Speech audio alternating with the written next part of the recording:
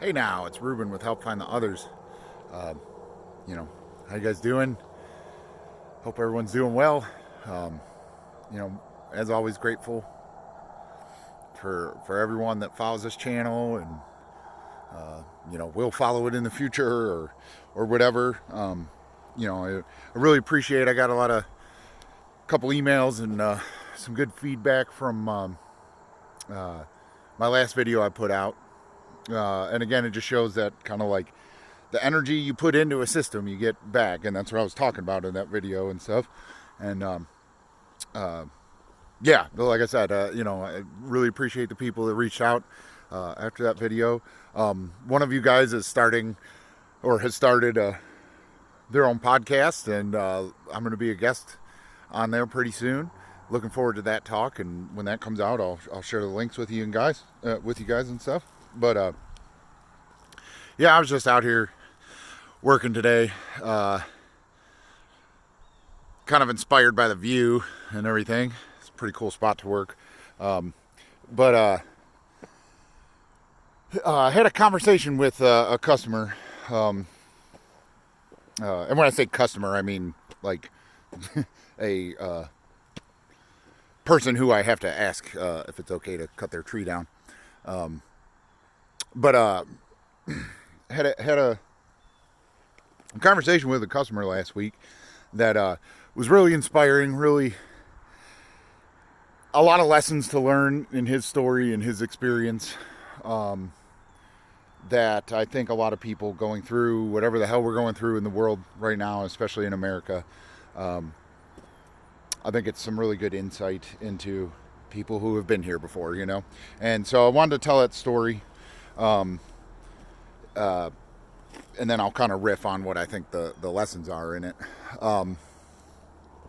So a little kind of how I end up working in the places I'm working in, and is like there's just a plane that flies over power line right of ways, and it has a very special camera that can potentially tell what species a tree is.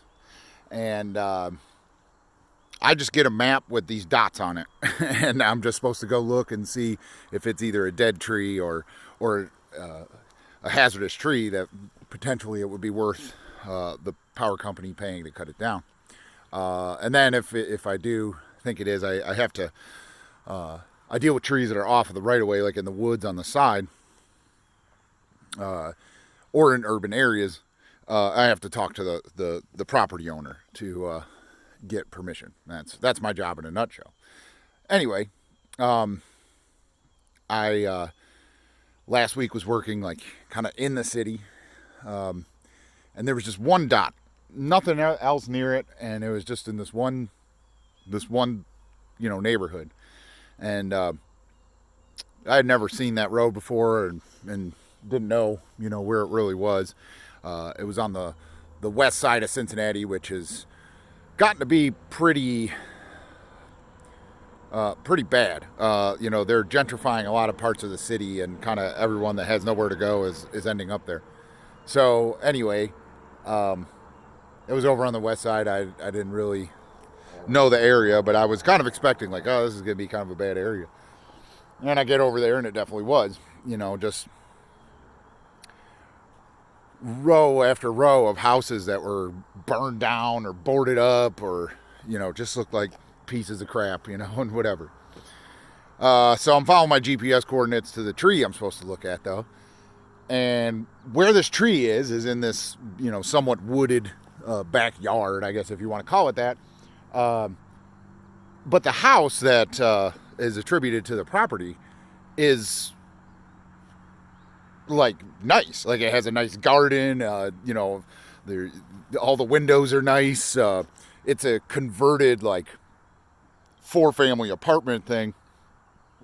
But I mean, it's got this nice privacy fence around the back, and yeah, like I said, flowers and a garden, and the back where the tree was very manicured woodlot and stuff like that. And it stuck out like a sore thumb, just on looking at it, compared to everything else was basically you know,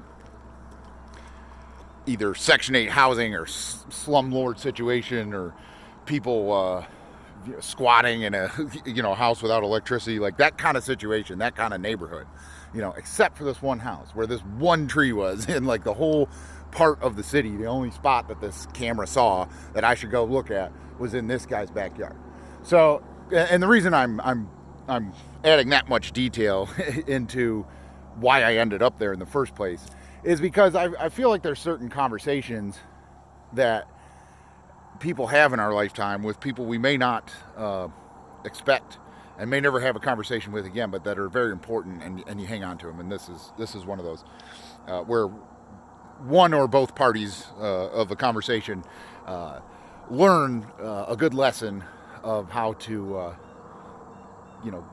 get through if they find themselves in a similar situation than the person.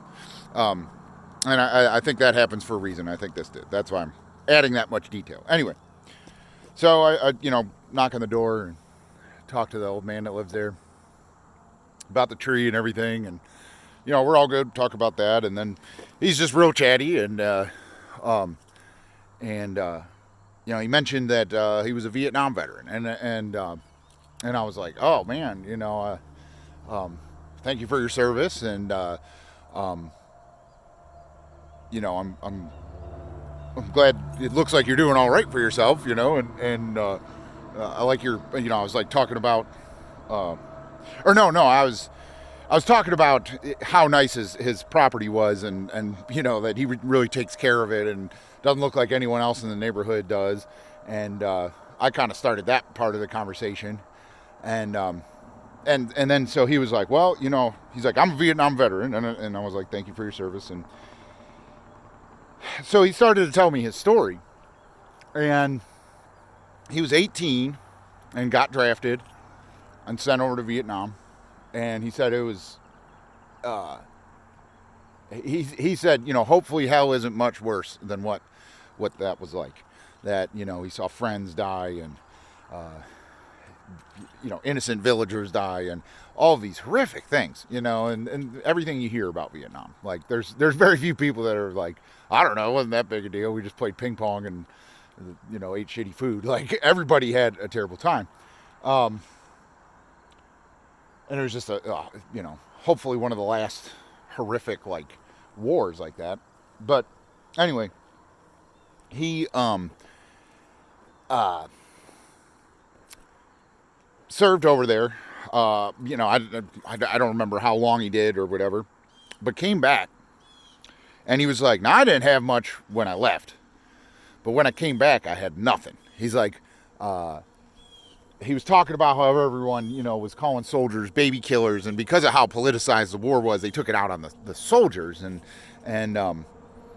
even like I think he said his brother and sister had become like, were protesting the war, and they were calling him a baby killer, and all this stuff that he was kind of, his family turned his back on him, his country turned his back on him, and he didn't have anything, and it was already, if you think that time was a struggle for civil rights and fighting racism and trying to get equal opportunities for African Americans and stuff like that.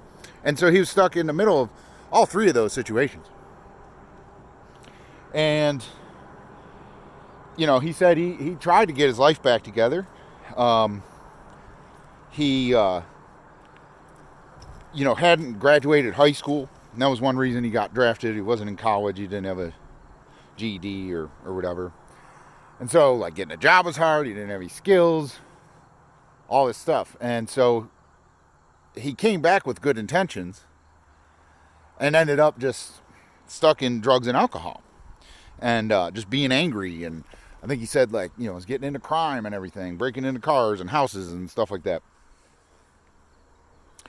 And I don't know how long it was, but he got called up again and ended up going back to Vietnam.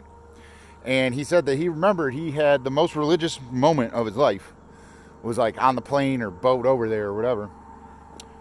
And he said he felt like God started talking to him and was like, "Hey, the floor's open. What do you want out of life now?" You know, and he like kind of made a promise to God that if he lived through the second tour, that he would, you know, not only make something out of his life, but make sure that like he never turned his back on his family, and that he would always be there to help his family going forward. And like anyone from his, you know, if he had kids, he didn't have them at the time, I guess. If he had kids, you know, they would never have to go through the struggles he went through. They would never have to go to war, you know, all this stuff. Basically, that like, if you get me through this again, I will pay it forward for as long as I can. And so he went over and, you know, kind of lived through the same horrific stuff, but lived and came back. And, you know, he was like, well, I got nothing. My family can't help me. Nobody can help me. And he was like, you know, he had this view of like, well, the government just used me to go to this war that was stupid and awful. What's the government going to give me back? And so he didn't have his GED, so he couldn't utilize the the college stuff that the, you know, VA or the benefits will be for. But there were two programs that he like took advantage of right away. And one was like, they had something where like they were offering 6 months rent if you signed a year lease with an apartment, and like the government or the VA would cover the first 6 months or something like that. And so he took that. But, you know, just like with Section 8 and stuff like that, government programs to provide housing, they're either shitty apartment buildings built by the government, or homeowners or, you know, rental property owners in like poor economic areas, poor socioeconomic areas, can provide their property. Basically, they rent it to the government, who then rents it to, you know, the beneficiary of whatever program it is. So, you know, he ended up in this area that was bad when I saw it, but not as bad, but getting bad when he moved in, he said. People were losing their houses and couldn't sell it, and the economy was bad because of the war and all this stuff. And so he said that he came in right as the neighborhood was getting bad, and he's been there the whole time. So that was the one thing, was he got a place to live and had 6 months to figure out what he was going to do, you know. So the other program that he took advantage of was the state was offering apprenticeship jobs or apprenticeship slots for people, for soldiers coming back that didn't have a college education or a high school education, and to give them an apprenticeship to get into a union for a trade and to you know, learn a job skill. So he signed up for that, and he got placed with the city, and it was a 6-month unpaid you know, internship basically. And then at the end, you know, you probably take an exam or something like that, but you're in the union. And so, you know, there was a list of stuff to take, and he was like, oh, I'll learn to be an electrician. And that's what he did. And so he worked for free for 6 months for the city, but he also had this deal where he didn't get paid, or he didn't have to pay his rent for 6 months. So he was like, well, that'll work out. I'll figure out how to eat. And that's what he did. And then at the end of 6 months, he became a union electrician. The city hired him, and he worked for 35 years or whatever you had to do, and retired from the city as an electrician. And, you know, I was like, dude, that is such an awesome story, you know. And then so he started talking about his house. And so even though he had the deal, once the 6 months was up, you know, he still didn't have money because he hadn't been getting paid. And so when the 6 months was up and the government was no longer footing the bill, he talked to his landlord and was like, I want to buy this from you, but I have no money. And so the guy, worked out a deal because he didn't want it. It's a piece of shit. The value of this place is going down. The neighborhood's going down. The guy wanted to get rid of it. If this guy wants to buy it, okay. So what happened was he worked out a deal. He's like, hey, I'm a union electrician. This place isn't up to code. Your other buildings aren't up to code, I'm sure. What if I work on the electrical components of the house and get this up to code, and I can get any of your other houses up to code? And how about you give me 6 more months free rent? And the guy was like, okay. No. They did a land contract. That's right. So he was going to buy it, basically like a rent to own. But he was like, but I can't make any payments until, for 6 months probably, until I get some money saved up. But in the meantime, he would do this electrical work. So that's what he did. So this guy lived in this place for free for a year, busted his ass, doing all this electrical work on his dime. He was like getting spare parts from the city and doing all this stuff, just hustling for a year. And then after that, started making payments and, eventually paid this place off. And he, spent all this time, anytime something broke in the house or had to get replaced, he just learned how to fix it and did it. And he's just maintained this house for 30-something years. While the whole neighborhood and every house around it is crumbling and crime and drugs all around him. And I think he said, he ended up having 6 kids, and he had 15, 20 grandkids and all this stuff. And what he's done is, because this was a 4-family apartment building. It's got 8 bedrooms, and he's renovated the whole thing to be this big 8-bedroom house. And he has always been this support system for his kids and grandkids, that as long as they are going to school or working on something, like getting a job, doing something, he gives them rent for free for up to a year, or I think he said. And he's like, this is what God gave me. I could throw the universe in there or whatever, but he was like, this is what God gave me, and I'm paying it forward as much as I can. And he just always has this rotating cast of kids and grandkids coming in and staying there for free while they get on their feet. And he's been doing that for, since he got his chance, he's been paying it forward. And just a great dude. We talked about race and stuff like that. We talked about the parallels of now and the 60s and just a great conversation. I mean, I sat in this guy's backyard for 2 hours talking to him, and I'll probably never see him again, but just amazing, just an amazing conversation. And the reason I'm making a video to tell this guy's story is because, as crazy as it seems right now, as hectic, and the social problems we're having, the economic problems we're having, and that are going to get worse, and the harder it's become, the diminishing middle class, and the growing rise in homelessness, and all this stuff that's faces America and the world.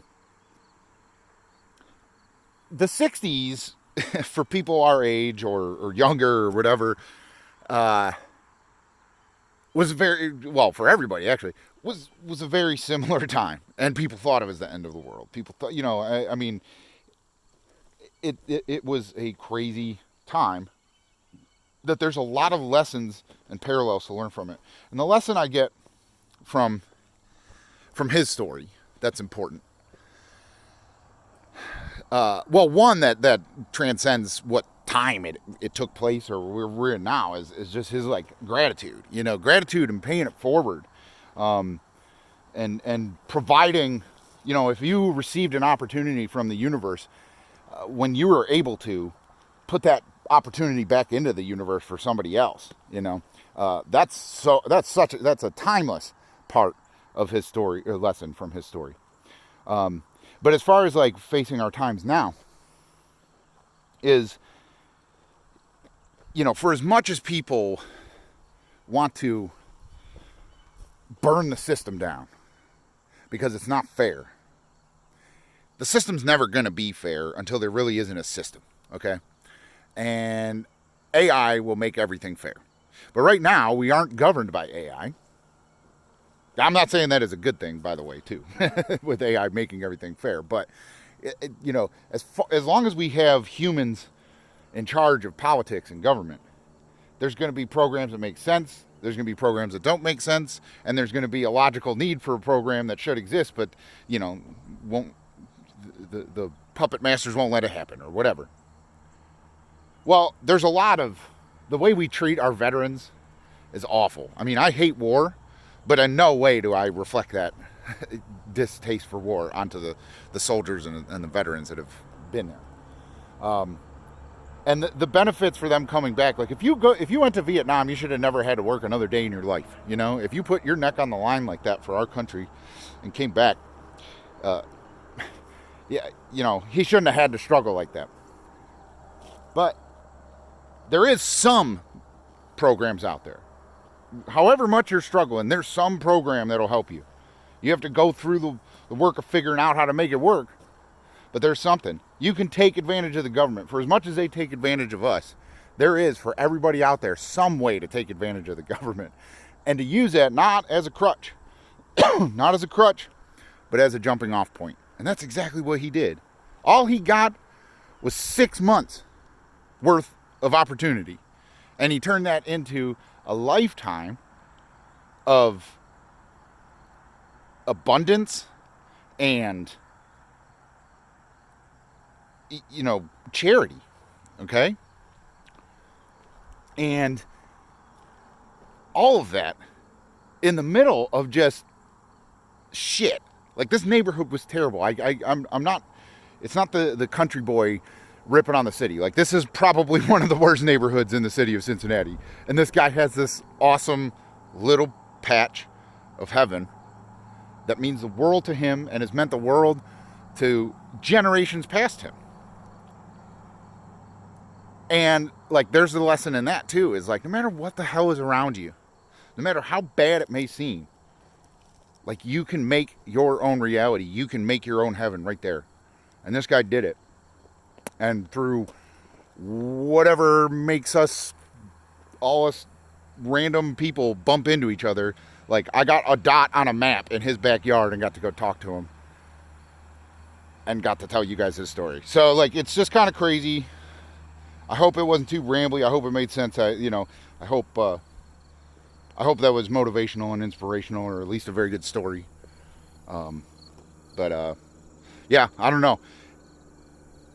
Other than his story, like, I think, another lesson or thing I want to throw out there is, like, always be open to having a conversation like that with someone that you may not expect it.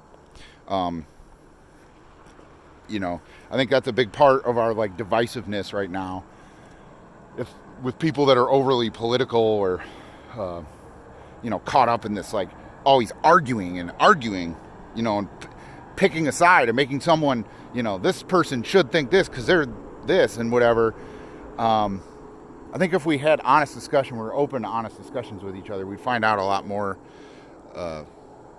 from each other and learn a lot more lessons from each other. So, really grateful for that little 2-hour moment of my life, and to learn from this gentleman, and to get to appreciate his little nirvana that he built in the middle of the ghetto. I mean, it was seriously, I'm